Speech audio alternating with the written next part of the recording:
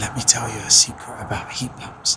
The average cost to install one is now £12,500. Once we subtract the government grant of £7,500, you're left paying £5,000 as a homeowner. So why on earth would you install one of these when you could just get a combi boiler thrown in for £1,500? Cheap, simple, quick. So, Mr. Heat Pump, what have you got to say for yourself about that claim?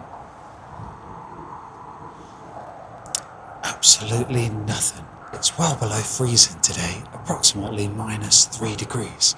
There's no way that this box, sat outside in the freezing cold air, can keep my house warm. That's impossible, right? You can't beat physics. What have you got to say about that? Once again, absolutely nothing. These things are so incredibly noisy. I can't understand how people can be so inconsiderate of their neighbours in the neighbourhood. Why would someone put one of these in their garden and they're disrupting the peace? What have you got to say about that, Vaillant? Nothing. Why am I whispering? Are these really secrets? Is this fact or fiction? Maybe because I'm whispering, you'll be able to hear just how noisy this thing really is. This heat pump has sat here for just over a year now. So let me tell you the truth about owning a heat pump, the good, the bad and the ugly.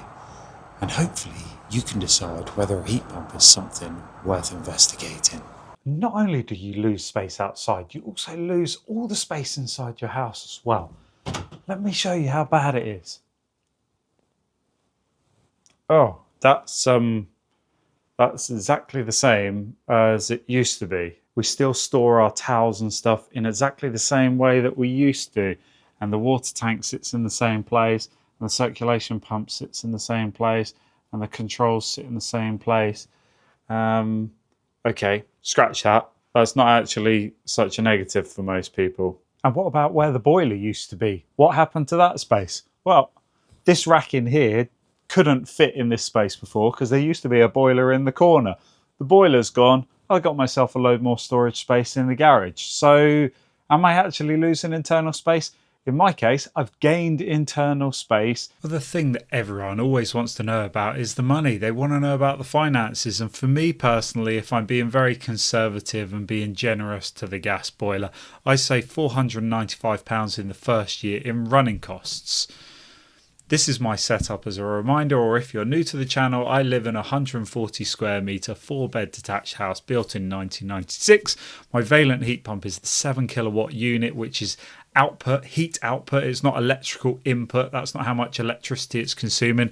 I've got a 200 litre Vaillant hot water cylinder.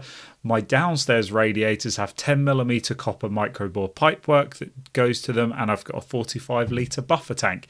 This is my heat pump consumption over the course of the first year, and it's way down on what British Gas projected. They projected that I used 3,500 kilowatt hours, when in reality I only used 2,660 kilowatt hours of electricity, and that generated 10,668 kilowatt hours of heat. That means that my SCOP for the first year, now that we've got our full 365 days, is 4.01, which I'm very happy about. This is the heat pump consumption over the course of the year. If you want to study it a bit, pause it and you can scrutinise that. But you can see, obviously, in the summer months, we were only really generating hot water and not space heating. So we used a lot less electricity and we produced a lot less as well. 99% of the people never comment and don't like the video, and 96% aren't subscribed. Maybe you'll be part of the 1% that does. Here's how the coefficient of performance changed over the year, and it was not what I was expecting. In my naivety, I thought summer months mean warmer temperatures outside, so the heat pump will be running more efficiently. When actually, heating the hot water in the summer months, I was struggling sometimes to get a COP above 3.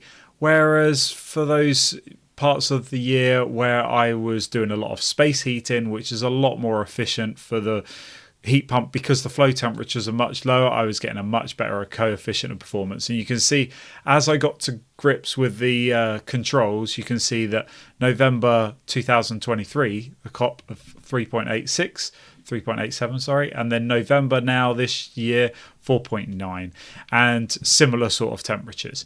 Anyway, it's just been a learning experience, and I've been tweaking as I go, and I've especially in the last few months really improved my COP for my hot water.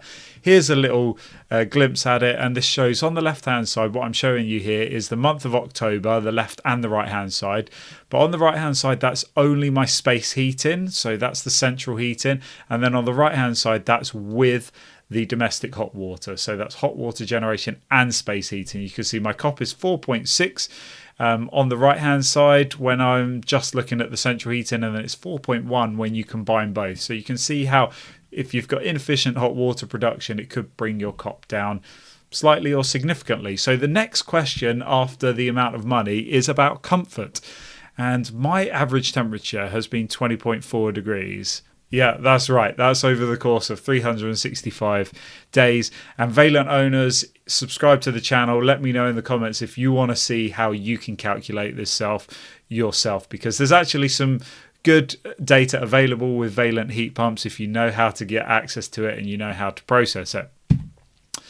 Heat pump versus gas boiler. This is the other thing that people always bring up. So I want to draw your attention to a little comparison here.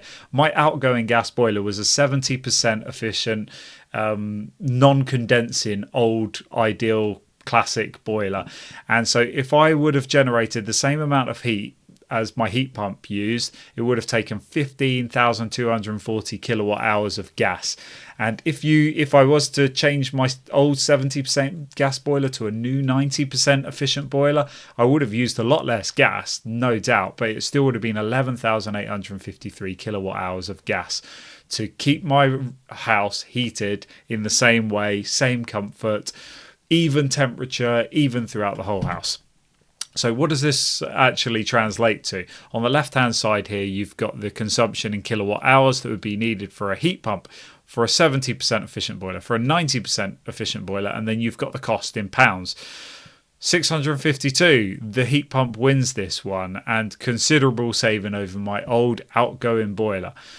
The brand new efficient condensing boiler still wouldn't beat my heat pump at a coefficient of performance of 4, and these prices are just at the price cap rate, the average price cap rate for the last 12 months.